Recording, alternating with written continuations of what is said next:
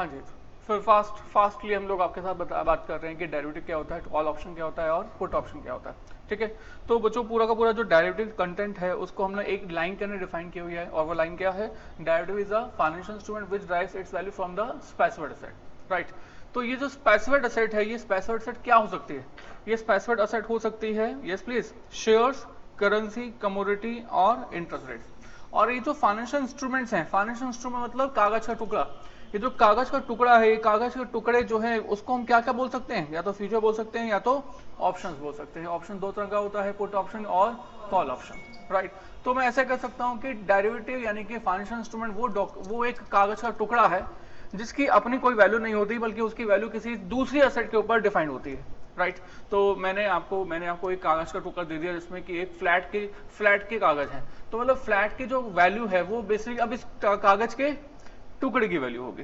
Right, तो यहाँ पर ऐसे ही फाइनेंशियल इंस्ट्रूमेंट एक ऐसा कागज है, एक ऐसा कागज का टुकड़ा है जिसकी अपनी कोई वैल्यू नहीं है, जिसकी वैल्यू किसी और दूसरी एसेट के ऊपर डिफाइन करती है। और ये दूसरी एसेट क्या हो सकती है, शेयर्स हो सकता है, करेंसी हो सकती है, कमोडिटी हो सकती है, या इंटरेस्ट हो सकता है।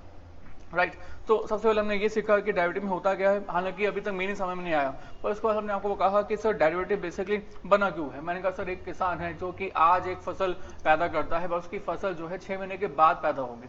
राइट, पर उस किसान को एक श्योरिटी चाहिए कि वो जो फसल है वो उसको किस रेट पर बेच देगा।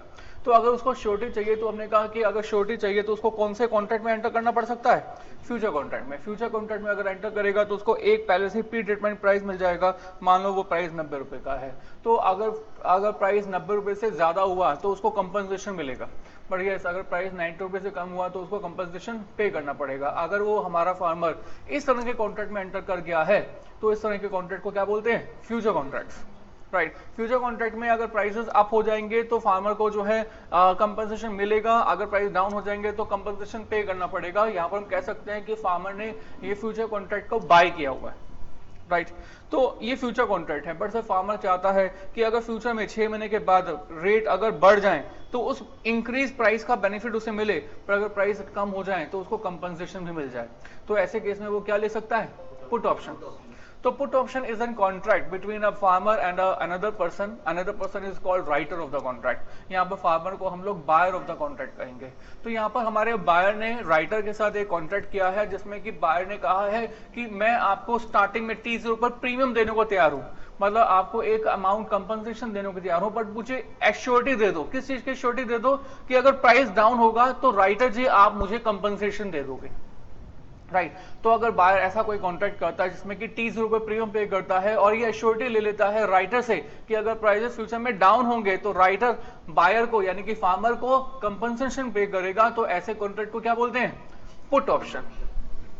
Put option. राइट, तो वो जो पुट ऑप्शन एक ऐसा कॉन्ट्रैक्ट है जिसमें कि बायर राइटर से एश्योरेंस लेता है, इसके बदले में T0 पर प्रीमियम पे करता है। This is just like insurance. Insurance में भी आप ऐसे ही करते हैं, इंश्योरेंस में आप इंश्योरेंस लेते हैं और इंश्योरेंस कंपनी को क्या पे करते हैं, प्रीमियम का पे करते हैं T0 पर। अगर फ्यूचर के अंदर कभी एक्सीडेंट हो जाता है तो इंश्योरेंस कंपनी आपको कंपनसेशन देती है। यहाँ पर भी कुछ ऐसा ही है, फार्मर जो है इंश्योरेंस कंपनी से यानी कि राइटर से कंपनसेशन लेगा अगर प्राइसेस डाउन हो जाएंगे तो, और इसके बदले में T0 पे क्या पे करेगा, premium. Right, so this is basically put option. Right, अब बस सर ये हो गया फार्मर की बात, इसके बाद हमने एग्जांपल के साथ आपके साथ बात की थी, बट सर हमने कहा था एक और सिचुएशन हो सकती है जिसमें कि फ्यूचर में आपको कोई सामान बेचना नहीं है बल्कि खरीदना है। राइट, मान लो कि आपको है 6 महीने के बाद डॉलर परचेज करना चाहते हो, पर सर आपको ये डर लग रहा है कि डॉलर का प्राइस क्या होगा। राइट, अगर डॉलर का प्राइस कम हो गया तो आपको बहुत अच्छा लगेगा, पर अगर डॉलर का प्राइस बहुत बढ़ गया तो आपको अच्छा नहीं लगेगा। तो इस सिचुएशन में आप क्या चाहोगे, आप चाहोगे कि कोई ऐसा पर्सन हो जो कि प्राइस के बढ़ने पर आपको कंपनसेशन दे दे। राइट, तो यहां पर भी आप एक बायर की तरह से ही बात कर रहे हो, आप बायर हो, आप एक राइटर को ढूंढना चाहोगे, एक ऐसा राइटर जो कि प्राइस के बढ़ने पर आपको कंपनसेशन दे दे, पर इसके बदले में आप राइटर को क्या पे करोगे, प्रीमियम एट T0। तो अब यहाँ पर भी दो पार्टीज होती हैं, एक बायर होता है, एक राइटर होता है। बायर राइटर को प्रीमियम पे करता है एट T0, इसके बदले में राइटर बायर को क्या करता है, एक डॉक्यूमेंट दे देता है, एक इंस्ट्रूमेंट दे देता है जिसमें ये लिखा होता है कि अगर प्राइसेस फ्यूचर में इंक्रीज हुए तो राइटर बायर को कंपनसेशन पे कर देगा।